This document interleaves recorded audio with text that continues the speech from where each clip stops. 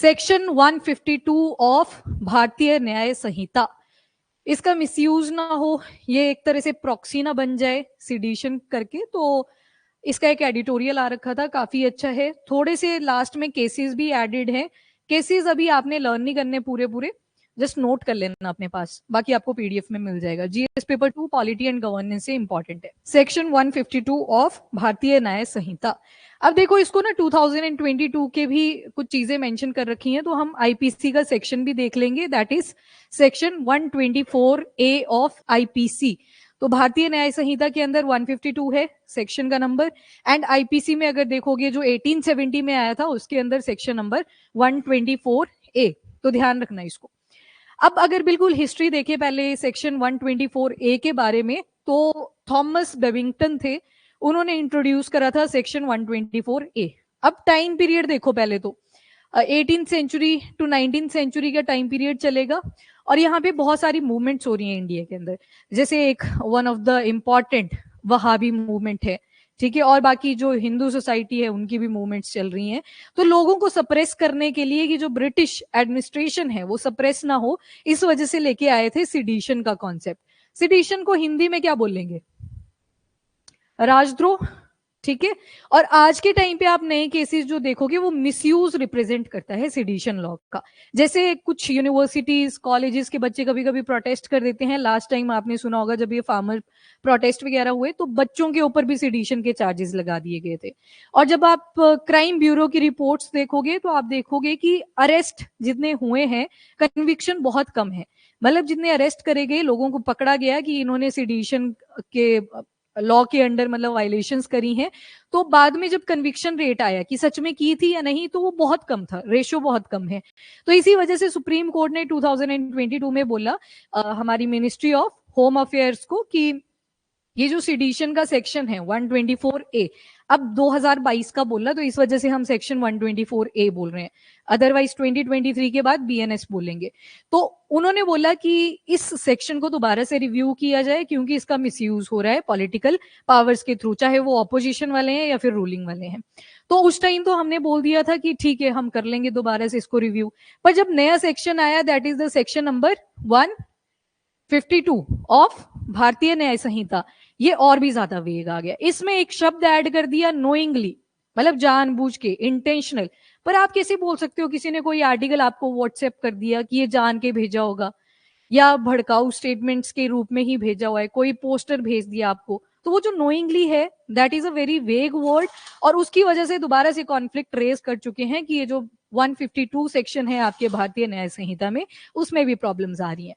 तो एक तो ये नाम याद कर लो, that is Thomas Babington Macaulay, तो आईपीसी के अंदर इन्होंने ऐड करा था 1870। उसके अलावा कुछ पॉपुलर लीडर्स थे जिनके अगेंस्ट आप देखोगे सिडिशन के चार्जेस लगने शुरू हो चुके थे। एक well renowned name Mahatma Gandhi ji का आ जाएगा, 1922 में पहली बार इनके ऊपर सिडिशन के चार्जेस लगे। आए कब थे वापस? 1915, और डेट क्या थी? 9th of January 1915। कहां से आए थे? South Africa. और इस दिन को कैसे मनाया जाता है? प्रवासी भारतीय दिवस, कल पढ़ेंगे उसके बारे में। ओके, और अर्लीस्ट केसेस किस किस के अगेंस्ट लगे जो इंपॉर्टेंट पर्सनालिटी थी? तो जैसे जोगेंद्र चंद्र बोस के अगेंस्ट ट्रायल हुआ ईयर 1891 के अंदर। इन्होंने ये एडिटर थे एक न्यूज़पेपर के, दैट इज बंगो बंशी। और 1897 में आप देखोगे जो एक्सट्रीमिस्ट ग्रुप बने थे, दो बने थे, मॉडरेट एंड एक्सट्रीमिस्ट। एक्सट्रीमिस्ट के अंदर लाल बाल पाल, तो बाल गंगाधर तिलक जी के भी अगेंस्ट सेडिशन के चार्जेस लगाए थे ब्रिटिशर्स ने। और एक उस टाइम पे न्यूज़पेपर था दैट इज केसरी, तो इसमें इन्होंने भड़काऊ स्टेटमेंट्स एज पर ब्रिटिशर्स अपने इंडिया के लिए बोल रहे हैं, तो वो हमारे पर्सपेक्टिव से भड़काऊ स्टेटमेंट्स नहीं थी, वो ब्रिटिशर्स के लिए थी। तो उसके बाद हमने प्रण ले लिए थे कि हम जो कॉलोनियल ट्रेसिस हैं उसको खत्म करेंगे, तो अब आईपीसी की जगह ले आए हम भारतीय न्याय संहिता, पर उसमें सेक्शन भी बदल दिया, दैट इज सेक्शन नंबर 152। तो ये कुछ प्रोमिनेंट से केसेस है जिनको आपने ध्यान में रखना है। अब सिडिशन क्या होता है? हाँ जी बताओ, सिडिशन क्या होता है? ठीक है, हेट्रेड, मतलब एक्सट्रीम डिसलाइक शो कर रहा है, ठीक है। और क्या रीजंस हो सकते हैं? कंटेम्प्ट आ जाएगा, मतलब कोर्ट को डिसोबे कर रहे हो आप। अब ये सिडिशन की डेफिनेशन आ रही है सिंस 1870s, उस टाइम की बात चल रही है अभी।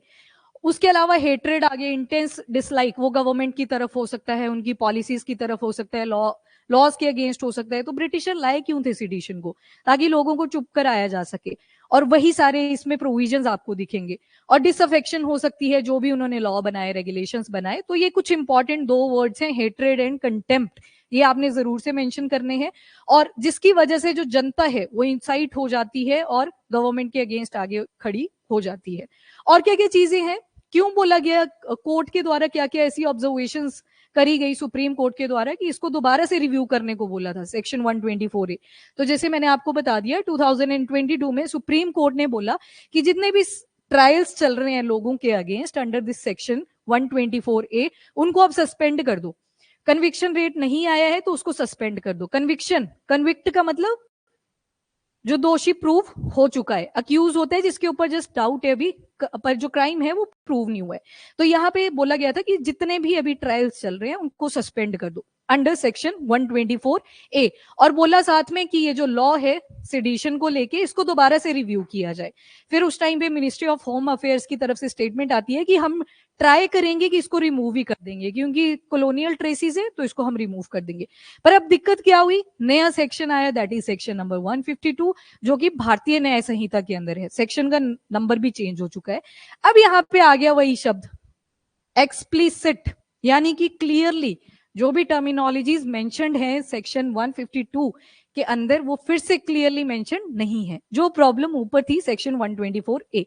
सेक्शन 124A की एक जो खास बात बोलेंगे अगर एकेडमिकली देखें, वो ये थी कि ब्रिटिशर्स के पॉइंट ऑफ व्यू से थी। तो ब्रिटिशर्स को जो लगता था कि हमारे अगेंस्ट जा रहे हैं, उनको डाल दिया जेल के अंदर। पर अब सेक्शन 152 में एक शब्द डाल दिया, दैट इज नोइंगली। अब उस नोइंगली का पता ही नहीं चल रहा है कि किस लेवल का इंटेंशन बोला जा रहा है।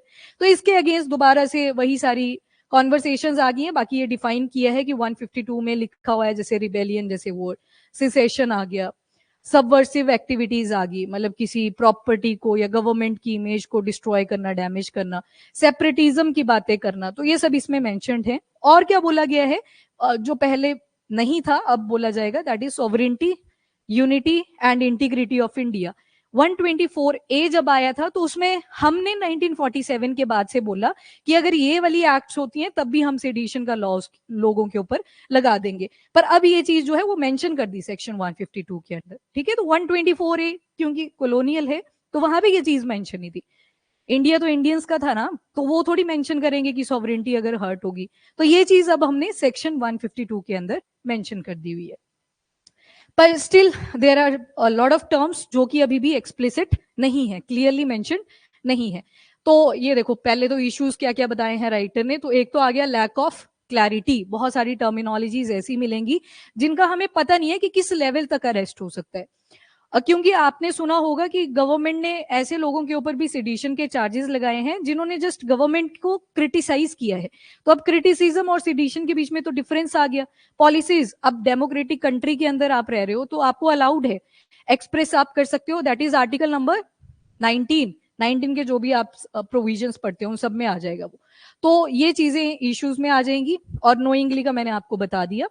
एंड प्राइमा फेसाई एविडेंस, ऊपर से आपसे ये भी नहीं बोला जाता कि जाओ प्रूफ लेके आओ कि सच में सेडिशन के चार्जेस लगेंगे कि नहीं। That is prima facie presume to be true when first viewed. एक ही बारी में देख के आपने चार्जेस लगा दिए सेडिशन के, प्राइमा फेसाई। इसके अलावा पोटेंशियल फॉर अब्यूज। अब जैसे एनसीआरबी की एक रिपोर्ट आती है जिसके अंदर डाटा मेंशन करा हुआ है, उस डाटा के हिसाब से 548 अरेस्ट हुए, इन लोगों के ऊपर सेडिशन के चार्जेस लग रखे थे। और जो कन्विक्शन आया वो सिर्फ 12 लोगों का आया। तो अरेस्ट का नंबर काफी ज्यादा है 548, पर जो कन्विक्शन है, जो एक्चुअल में क्रिमिनल प्रूव हुए एट द एंड, वो सिर्फ कितने थे, 12 थे। तो बहुत डिफरेंस है। तो वो चीज आ जाएगी, एनसीआरबी का डाटा है, इंपॉर्टेंट है, इसको याद रख लेना। तो इससे हाईलाइट होता है कि 152 ब्रॉडर तो है पर ज्यादा वेग है अगर सेक्शन 124A के साथ कंपेयर करें। एंड वे फॉरवर्ड क्या क्या हो सकते हैं, चलो इसको छोड़ते हैं अभी, बाकी ये केसेस हम नोट करेंगे। एक एक पॉइंट बताओ जितना आपको लगता है कि कैसे बैलेंस बनाया जा सकता है डेमोक्रेटिक जो वैल्यूज हैं और जो फ्रीडम है सिटीजन्स का। इवन महात्मा गांधी जी ने बोला था कि ये जो सिडिशन आया है, 124A की बात हो रही है, जो सिडिशन आया है ये फ्रीडम जो है लोगों का, सिटीजन्स का, उसको वायलेट करेगा।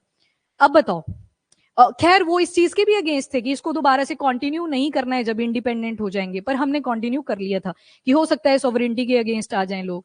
अब बताओ वे फॉरवर्ड क्या हो सकता है, कैसे ये जो सेक्शन 152 है इसको बेटर तरीके से यूज किया जा सकता है, क्योंकि सोशल मीडिया का जमाना है, ये भी दिमाग में थोड़ा साथ में रखना। बताओ।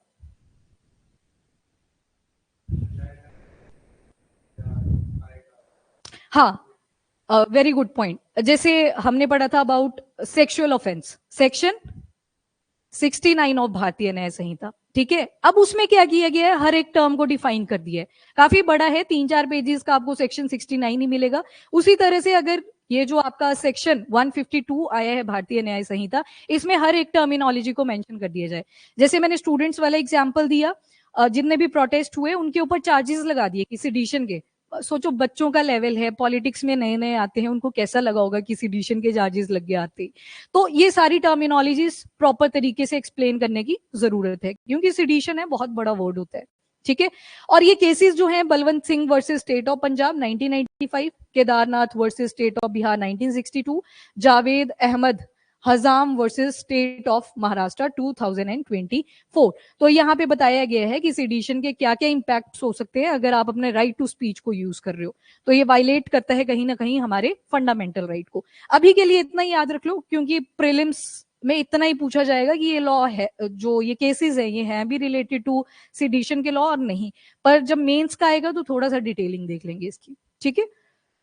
ओके, बाकी गाइडलाइंस वाला पॉइंट आ गया, ये हमने कवर अप कर लिया। DK Basu versus state of West Bengal, इस केस से भी हमें यही पता चला था कि प्रॉपर गाइडलाइंस आनी चाहिए सिडिशन को लेके। एंड एनकरेजिंग फ्री एक्सप्रेशन, अब देखो एक तरफ फंडामेंटल राइट आ जाएगा, एक तरफ सिडिशन आ जाएगा, एक तरफ क्रिटिसिज्म आएगा, दोबारा से एक तरफ सिडिशन आएगा, तो प्रॉपर बैलेंस कैसे बनेगा वो चीज हमें यहाँ पे मेंशन करनी पड़ेगी।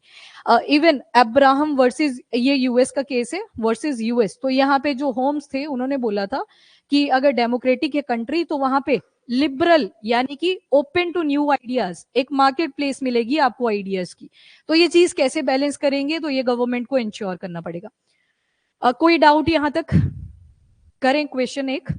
चलो, अपने अपने पास दिमाग में बिठा लो कि क्या आंसर है इसका, कोई बोलेगा नहीं जब तक पूछूंगी नहीं। पहली स्टेटमेंट बोल रही है, Mahatma Gandhi was first Indian to be charge with seditious charges for article publish in his weekly journal that is Young India.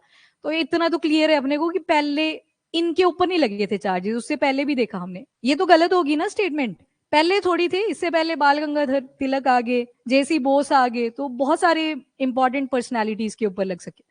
और ये कितनों को लगे कि ठीक है, 1 2, अरे यहां देखो इंडियन कॉन्स्टिट्यूशन, ये भी देखना है। Article 124A of Indian constitution किसके बारे में बात करता है? इम्पीचमेंट, सुप्रीम कोर्ट के जजेस, तो ये सीधी गलत है। यहाँ पे 124A ऑफ आईपीसी होना चाहिए था, और अगर 152 ऑफ भारतीय न्याय संहिता होता तब भी ठीक होता, पर अगर 124A ऑफ बीएनएस होता तो फिर से ये गलत होती। तो चीज याद रखनी थी, और यहाँ पे पूछा था आपसे इनकरेक्ट, तो इजी था पर थोड़ा सा ध्यान करके करना था। मैं चाहती थी कि कुछ इन गलतियों को करें, अब याद रहेगी पर आपको, है ना। यहाँ पे आर्टिकल लिखा हुआ है, यहाँ पे कॉन्स्टिट्यूशन की बात हुई है, ठीक है। तो यहाँ पे ये दोनों ही इनकरेक्ट थे, तो आंसर इसका सी होना था।